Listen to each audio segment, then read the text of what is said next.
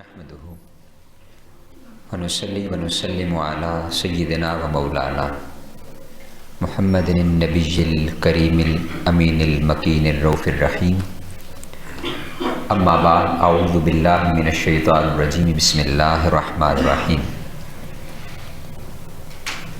إلا تنصروه فقد نصره الله إذ أخرجه الذين كفروا ثاني اثنين إذ هما في الغار إذ يقول لصاحبه لا تحزن إن الله معنا فأنزل الله سكينته عليه وأيده بجنود لم تروها وجعل كلمة الذين كفروا السفلى وكلمة الله هي العليا والله عزيز حكيم. صدق الله مولانا العظيم. ان اللہ وملائکتہ یصلون علی النبی یا ایھا الذین آمنوا صلوا علیہ وسلموا تسلیما. اللہم صل علی سیدنا و مولانا محمد النبی الامی وعلی آلہ وسلم تسلیما. اللہ جل مجدہ کے فضل و کرم اور کریم آقا صلی اللہ علیہ وآلہ وسلم کے نالہ پاک کے تصدق سے بحمدہ تعالی جمعۃ المبارک کے اس عظیم اور بابرکت دن ہم اللہ رب العزت کے گھر میں اس کے حضور اس کا اور اس کے پیارے حبیب صلی اللہ علیہ وسلم کا ذکر کرنے کے لیے موجود ہیں.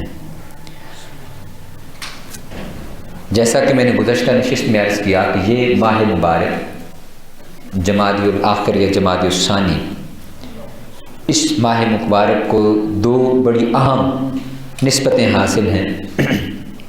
ایک نسبت وہ سیدہ کائنات سیدہ فاطمۃ الزہرا سلام اللہ علیہا آپ کا یوم ولادت 20 جمادی الثانی، جس پر ہم نے پچھلی نشست میں گفتگو کی. اور دوسری نسبت وہ بھی بڑی عظیم نسبت ہے، اور وہ خلیفہ اول یار غار حضرت سیدنا صدیق اکبر رضی اللہ تعالی عنہ آپ کا یوم وصال 22 جمادی الثانی ہے.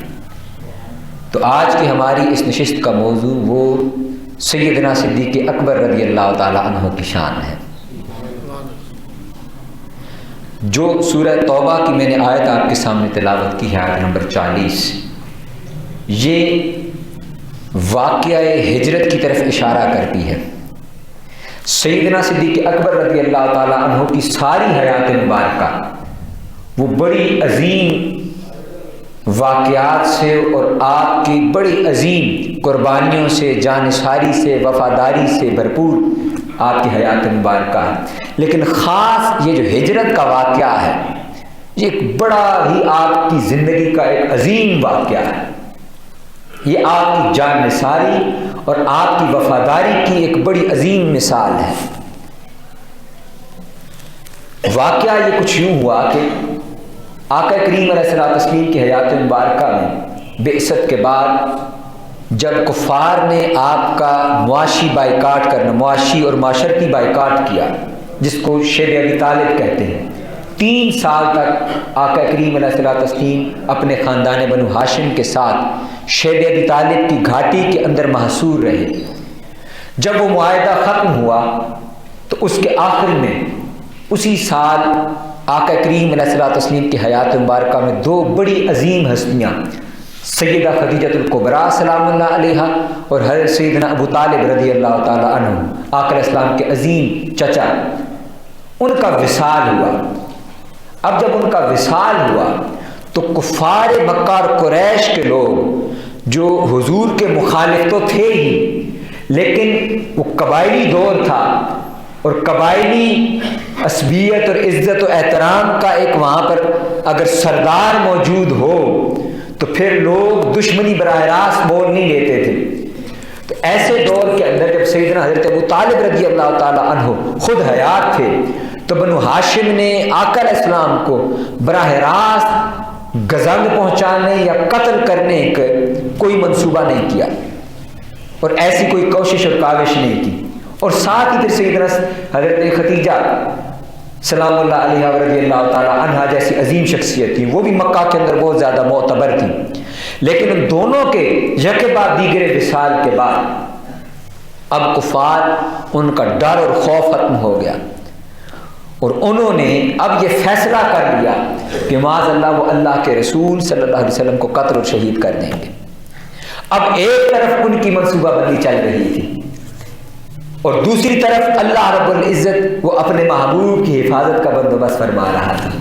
فرمایا محبوب وَإِذْ يَمْكُرْ بِكَ الَّذِينَ كَفَرُوا لِيُثْبِتُوكَ أَوْ يَقْتُلُوكَ أَوْ يَخْرُجُوكَ۔ محبوب ایک طرف وہ کافر تھے جو آپ کو قید کر دینے کا، آپ کو نقصان پہنچانے کا، اور یا آپ کو قتل کرنے کا یا آپ کو نکال دینے کا، وَيَمْكُرُونَ وہ اس کا مکر کر رہے تھے، وہ سازش کر رہے تھے، وہ پلاننگ کر رہے تھے۔ ایک طرف وہ کر رہے تھے پلاننگ، فرمایا وَيَمْكُرُ اللَّهُ، اور ایک اللہ اپنی پلاننگ کر رہا تھا۔ وَاللَّهُ خَيْرُ الْمَاكِرِينَ، اور اللہ بہتر پلاننگ کرنے والا، اور اللہ بہتر کارساز ہے۔ تو اللہ رب العزت اپنے محبوب کو آگاہ کرتا رہا ہر لمحے کی خبر سے۔ تو آقا علیہ السلام کو اللہ کی طرف سے اشارہ مل گیا کہ محبوب اب آپ نے اس وطن کے اندر، مکہ کے اندر زیادہ عرصہ نہیں رہنا، آپ نے یہاں سے نکل جانا، جس کو اس آیت مبارکہ کے اندر اللہ رب العزت نے فرمایا کہ محبوب اگر تم رسول اللہ صلی اللہ علیہ وسلم کی غلبہ اسلام کی جد و جہد میں مدد نہ کرو گے، یہ قریش کو یہ مخاطب کر کے اللہ نے فرمایا، تو بے شک اللہ نے ان کو اس وقت بھی مدد سے نوازا تھا جب کافروں نے انہیں وطن یعنی مکہ سے نکال دیا تھا، اور اس حال میں کہ وہ دو ہجرت کرنے والوں میں سے دوسرے تھے، جب کہ دونوں غار میں تھے، اور جب وہ اپنے ساتھی سیدنا صدیق اکبر سے فرما رہے تھے کہ غمزدہ نہ ہو، بے شک اللہ ہمارے ساتھ ہے۔ اب جب حضور کو اشارہ مل گیا کہ محبوب اب یہاں سے نکلنا ہے، تو آقا علیہ السلام نے صحابہ کرام کی مجلس میں اعلان فرما دیا، اشارہ فرما دیا کہ اب ہم یہاں زیادہ عرصہ نہیں رکیں گے، اور حضور نے پھر سیدنا صدیق اکبر کو اپنا رازدار بنایا اور انہیں خبر دی کہ اے ابوبکر اب ہم جلد یہاں سے نکلنے والے ہیں۔ اب جس رات حکم ہوا کہ یہاں سے نکلنا ہے، تو آقا کریم علیہ الصلوۃ والتسلیم نے سیدنا صدیق اکبر کا دروازہ ناک کیا، دروازہ ناک کیا تو سیدنا صدیق اکبر آگے سے تیار بیٹھے تھے۔ پوچھا ابوبکر آپ کس کا انتظار کر رہے تھے؟ فرمایا یا رسول اللہ آپ نے کہا تھا کہ ابوبکر کسی بھی وقت نکلنا ہو سکتا ہے، تو ابوبکر ہر لمحے کے لیے تیار بیٹھا تھا کہ نہ جانے محبوب کا کس وقت حکم آ جائے، اشارہ آ جائے، تو ابوبکر ہر وقت حضور کی خدمت میں تیار بیٹھا ہے۔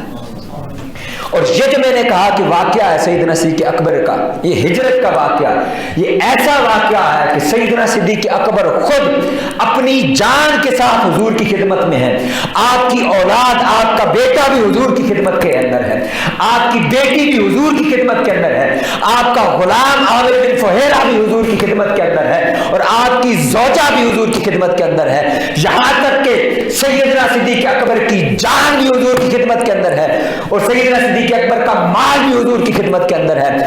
پتا چلا کہ سیدنا صدیق اکبر سے لے کے آج اور قیامت کے دن تک سارے ہم امتی حضور کے جانثار ہیں اور خدمت گزار ہیں، لیکن ان خدمت گزاروں میں اور جانثاروں میں اگر کسی کا بلند مقام اور پہلا نام ہے تو وہ سیدنا صدیق اکبر رضی اللہ تعالیٰ، کہ یہ مقام کسی کو حاصل نہیں ہو سکتا کہ خود بھی خدمت میں، اولاد بھی خدمت میں، زوجہ بھی خدمت میں، جان بھی خدمت میں اور مال بھی خدمت میں۔ اب دیکھیے کہ سیدنا صدیق اکبر حضور کے مزاج کو کیسا جانتے ہیں، مزاج کو، کہ حضور نے ابھی اشارہ فرمایا، سیدنا صدیق اکبر نے پوری پلاننگ کر لی، پوری پلاننگ، وہاں 2 اونٹنیاں خرید کے رکھ لی، میں نے کہا نا کہ مال بھی خدمت میں، 2 اونٹنیاں خریدی، وہاں عامر بن فہیرہ غلام کو حکم دیا کہ یہ بکریاں لے کر فلاں مقام پر پہنچ جائے۔ اب یا اللہ جانتا تھا یا اللہ کا رسول جانتا تھا کہ اسٹریٹجی کیا ہے۔ اسٹریٹجی یہ تھی کہ ہم براہ راست مدینہ کے راستے پر سفر نہیں کریں گے، ہم اس کے الٹ سے یمن کے راستے پر سفر کریں گے، اور ہوا بھی یہی کہ کفار، اب واقعہ یہ ہوا کہ جب جس رات حضور نکلے تو کفار اس وقت اور کا تعین کر چکے تھے کہ اس رات، اس دن اور اس وقت معاذ اللہ محمد صلی اللہ علیہ وسلم کو ہم نے قتل کر دینا ہے، تو وہ حضور کے گھر کا محاصرہ کیے ہوئے تھے، ننگی تلواریں لے کر کھڑے ہوئے تھے۔ تو آقا کریم علیہ الصلوۃ والتسلیم نے سیدنا مولا علی کرم وجہ الکریم کو اپنے بستر پر لٹایا اور اپنی چادروں نے اڑا دی، اور آقا علیہ السلام نے خبر دی کہ اے علی تمہاری جان کو کوئی گزند نہیں پہنچے گا، تم صبح بخیر و عافیت جاگو گے۔ تو مولا علی فرماتے ہیں کہ زندگی کی وہ ایک رات ایسی تھی جس رات مجھے یہ یقین ہو چکا تھا کہ صبح میں زندہ اٹھوں گا، اور حالانکہ سب سے خطرے کی رات وہی تھی کہ باہر ننگی تلواروں کے ساتھ کفار حملہ کرنے کے لیے کھڑے ہوئے تھے۔ اب یہاں دیکھیے، میں نے کہا نا کہ جانثاری اور وفاداری اور خدمت گزاری کیسی ہے۔ سیدنا صدیق اکبر، وہاں قتل کی منصوبہ بندیاں ہو رہی ہیں اپنی، اور معلوم ہے کہ اس راستے کے اندر اگر حملہ ہوا تو ہم قتل کر دیے جائیں گے، اگر حملہ ہوا تو ہم قتل کر دیے جائیں گے۔ سیدنا صدیق اکبر نے اپنی جان کی پرواہ ہی نہیں، لبیک کہا جیسے حضور نے ارشاد فرمایا، سیدنا صدیق اکبر لبیک کہہ کے حضور کے ساتھ سفر پر چل نکلے۔ انہیں اس بات کی کوئی پرواہ نہیں ہے کہ یہ جان جاتی ہے، جان دی ہوئی اسی کی تھی، حق تو یہ ہے کہ حق ادا نہ ہوا۔ اب یہ سیدنا صدیق اکبر کی جانثاری آگے سنیے اس واقعہ ہجرت کے اندر، اور جو مقام آپ کو اس واقعہ ہجرت کے اندر ملا ہے کہ وہاں جب غار ثور میں پہنچے، غار ثور میں تو 3 دن اور 3 راتیں وہاں پر قیام رہا۔ اب سیدنا صدیق اکبر کی جانثاری کیا ہے کہ سیدنا صدیق اکبر کو اپنی سے زیادہ حضور کی جان عزیز ہے، اپنے سے زیادہ حضور کی جان کیسے عزیز ہے۔ جب غار پر پہنچے تو عرض کرنے لگے کہ یا رسول اللہ پہلے آپ داخل نہ ہوں، پہلے ابوبکر اندر جائے گا، میں اس کی صفائی کر لوں، میں دیکھ لوں کوئی خدا نہ خواستہ موذی جانور نہ ہو، اگر ہو تو وہ پہلے ابوبکر کو کاٹ لے۔ پھر جب اندر گئے صفائی کی، اپنے ازار بند سے انہوں نے ٹکڑے کیے کپڑے اور سارے سوراخ بند کر دیے تو 2 سوراخ رہ گئے۔ وہاں انہوں نے اپنے پاؤں کی ایڑیاں رکھی اور حضور کو آواز دی کہ آقا اب آپ تشریف لے آئیے۔ جب حضور تشریف لائے اور سیدنا صدیق اکبر کی گود میں سر رکھ دیا اور آپ آرام فرما ہو گئے، تو اس ایک سوراخ میں ایک سانپ تھا، اس سانپ نے سیدنا صدیق اکبر کی ایڑی پر کاٹا۔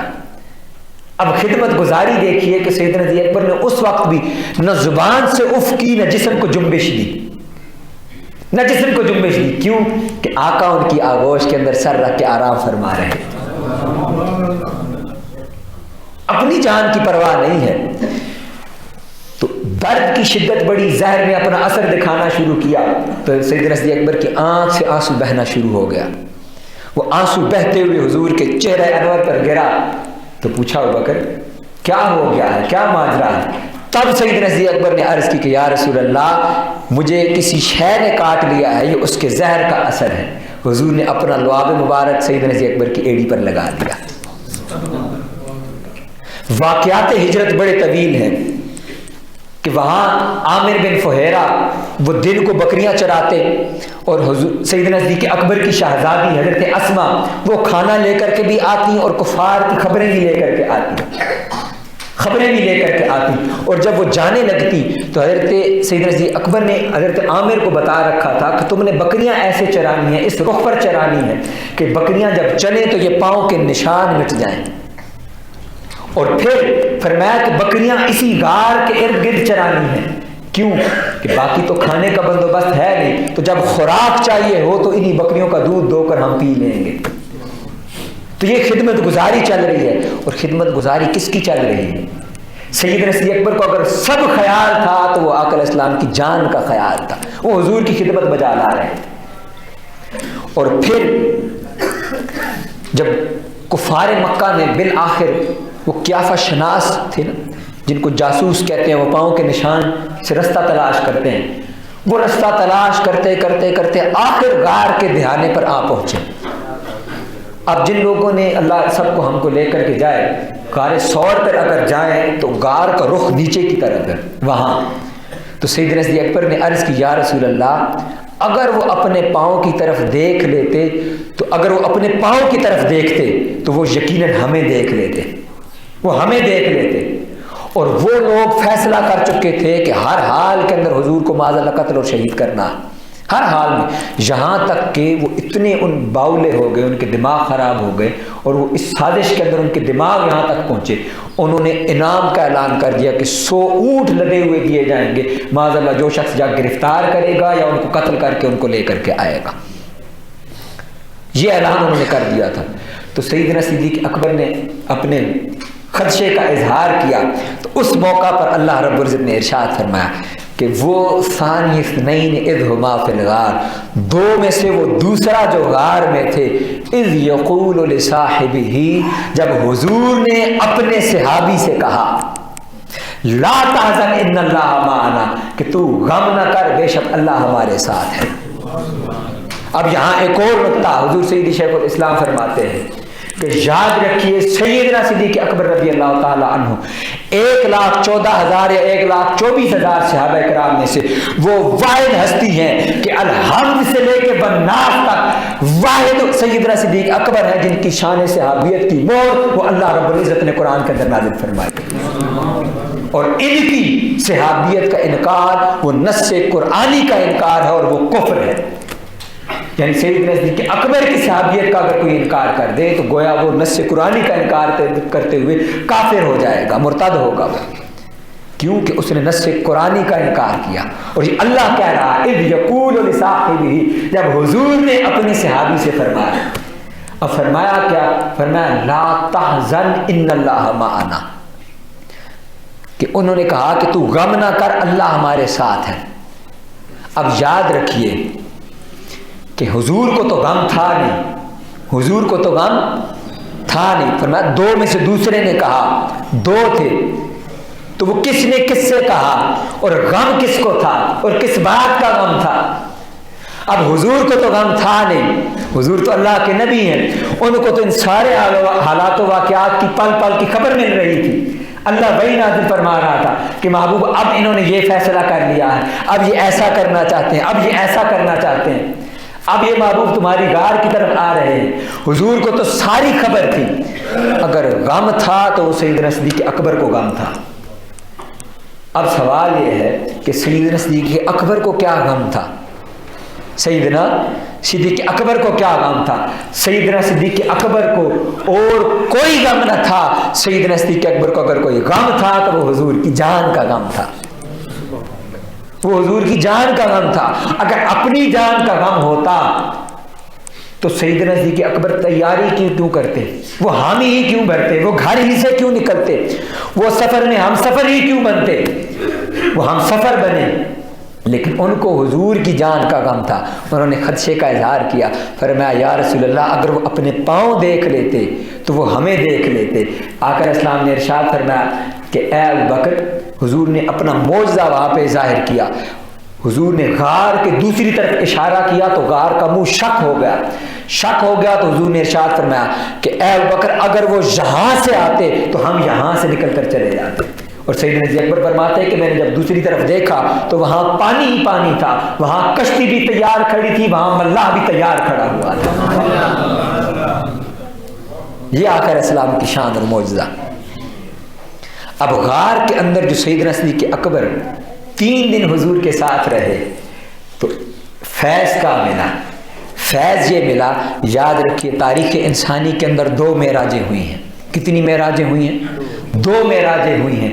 ایک معراج وہ تھی کہ جب اللہ کا محبوب اس دنیا سے نکل کر وہاں عرش سے آگے کعبہ قوسین او ادنا کی بلندیوں تک گیا، وہاں جہاں فقط خدا تھا اور دوسری ذات مصطفیٰ کی تھی، اور دوسری معراج وہ ہجرت کی رات غار ثور کے اندر تھی جہاں فقط مصطفیٰ تھا اور دوسرا سیدنا صدیق اکبر رضی اللہ تعالیٰ عنہ، کہ انہیں بھی حضور نے وہی قرب عطا کیا، وہی قرب عطا کیا۔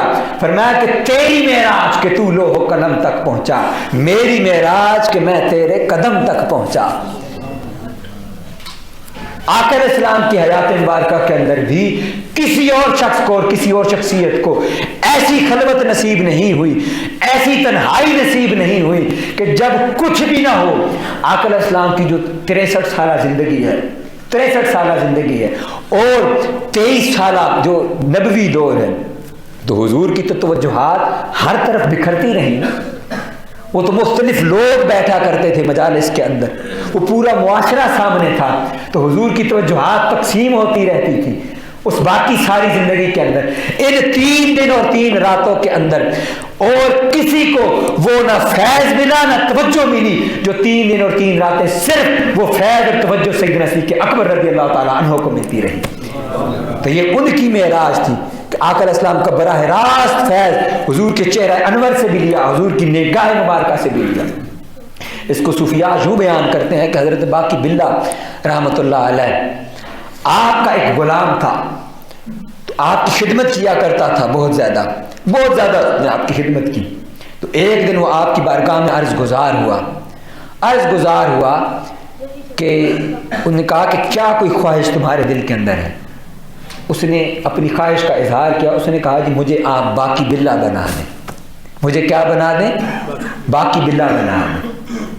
اب انہوں نے کہا کہ میں نے کیونکہ کہا تھا کہ مانگ کیا مانگتا ہے، تو اس نے اپنے ذوق کے مطابق مانگ لیا، اب انکار تو کر نہیں سکتے تھے، چہ جائے کہ اس کا ظرف اتنا نہیں تھا، اس کا ہاتھ پکڑا اور اپنے کمرے میں لے گیا، کچھ دن اس کو اپنے ساتھ وہاں خلوت میں رکھا، اس کو اپنی توجہ دی، اپنا فیض دیا، وہ اتنی توجہ اور فیض دیا کہ 10-12 دن بعد یا چند دنوں بعد جب دروازہ کھول کر باہر نکلے تو کوئی شخص پہچان نہیں سکتا تھا کہ ان میں سے اصل باقی باللہ کون ہے۔ وہ اتنی توجہات ملی، اتنا رنگ چڑھا شیخ کا، اور یہاں پر بھی مہاجرہ یہی ہوا۔ سیدنا صدیق اکبر رضی اللہ تعالیٰ عنہ حضور کی میت میں 3 دن رہے، وہ چہرہ مصطفیٰ کو تک، اور یہاں جو فرمایا ان اللہ معنا، یہ بھی بڑا خاص نقطہ ہے، فرمایا ان اللہ معنا کہ بے شک اللہ ہمارے ساتھ ہے۔ ایک حضور تھے، دوسرے سیدنا صدیق اکبر تھے، اور تیسرا اللہ۔ اس کو ایک روایت کے اندر آتا ہے کہ احادیث کے اندر سیاستہ کے اندر کہ سیدنا صدیق اکبر نے جب اپنے اس خدشے کا اظہار کیا اور اپنے غم کا اظہار کیا تو فرمایا کہ اے ابوبکر تمہارا کیا خیال ہے ان 2 کے بارے میں جن کا تیسرا اللہ ہے؟ ان 2 کے بارے میں کیا خیال ہے جن کا تیسرا اللہ ہے، جو ان اللہ معنا۔ اب سوال پیدا ہوتا ہے کہ کیا اللہ پہلے ان کے ساتھ نہیں تھا؟ کیا اللہ پہلے ان کے ساتھ نہیں تھا؟ اللہ تو قرآن میں کہتا ہے کہ محبوب یہ تجھ سے میرے بارے میں پوچھتے ہیں تو ان کو بتا دیجئے نحن اقرب الیہ من حبل الورید، میں تو تمہاری شاہ رگ سے بھی زیادہ تمہارے قریب ہوں۔ تو پھر اللہ یہ کیوں فرما رہا ہے کہ محبوب ان اللہ معنا، اور حضور فرما رہے ہیں کہ اے ابوبکر ان 2 کے بارے میں کیا خیال ہے جن کا تیسرا اللہ ہے؟ تو یہ وہ خاص قرب کے لمحے تھے، وہ عام فیض ہے کہ اللہ ہر ایک کے ساتھ ہے اور ہر وقت ساتھ ہے۔ وہاں فرمایا وہ خاص لمحے تھے جو اللہ نے اپنے محبوب کو بھی توجہات دی اور ان کے محبوب نے پھر سیدنا صدیق اکبر کو بھی توجہات عطا فرمائی۔